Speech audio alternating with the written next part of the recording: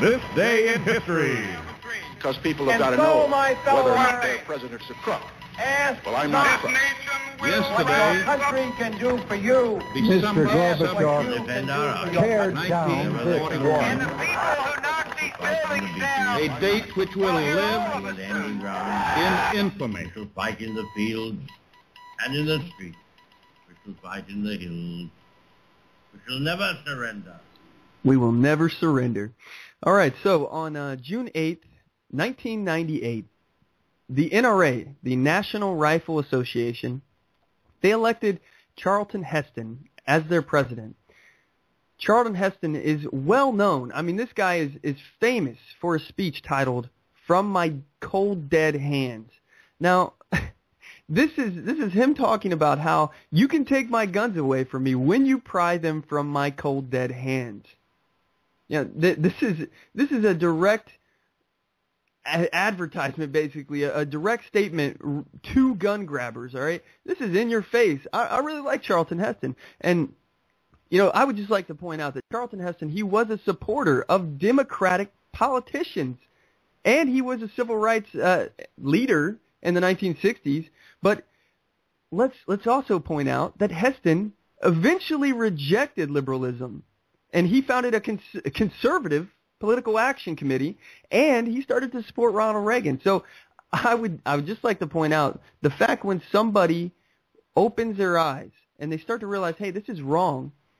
You know, this is what Charlton Heston done. I think that a lot of conservatives, unless they were brought up in an ultra conservative household and they understood politics, you know, a lot of conservatives may have been liberals at one point. And just so you know, everybody out there, I used to be a young, dumb liberal. Back in the day, back when I was a kid, I didn't know anything about anything, but I was raised up in a time where, you know, it was cool to be a Democrat. You know, it was cool. And I didn't know anything about it. I was apolitical. I had no view in politics.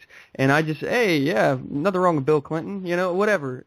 But I didn't know what I was talking about. Since then, I've opened my eyes. I've rejected liberalism. You know, these are things that I think thinking people do.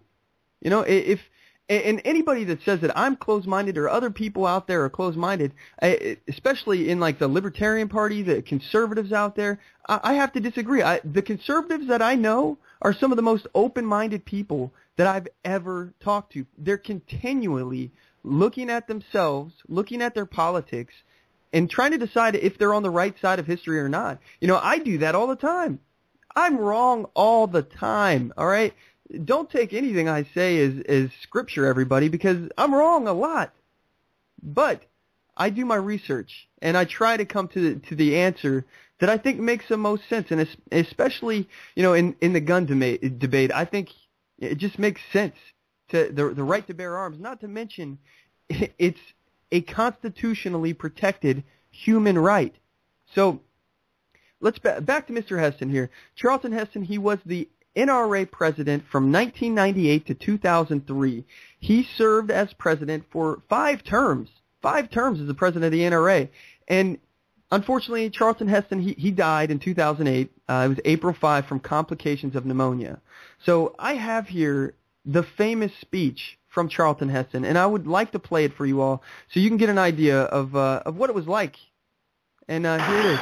Every time our country stands in the path of danger, an instinct seems to summon her finest first, those who truly understand her.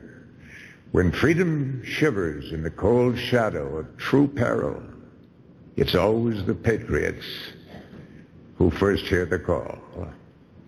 When loss of liberty is looming, as it is now, the siren sounds first.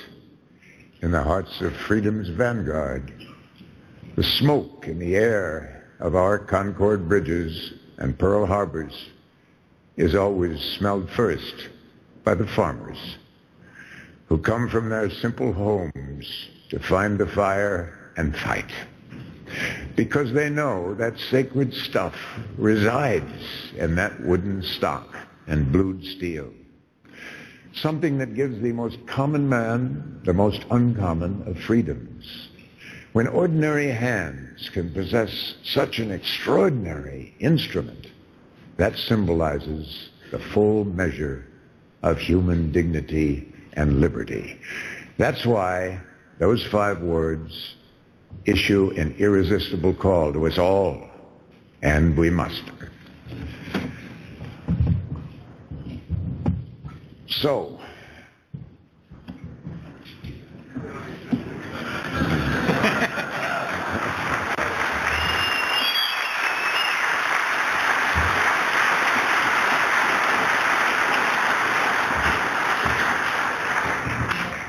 So, as we set out this year to defeat the divisive forces that would take freedom away, I want to say those fighting words for everyone within the sound of my voice to hear and to heed, and especially for you, Mr. Gore.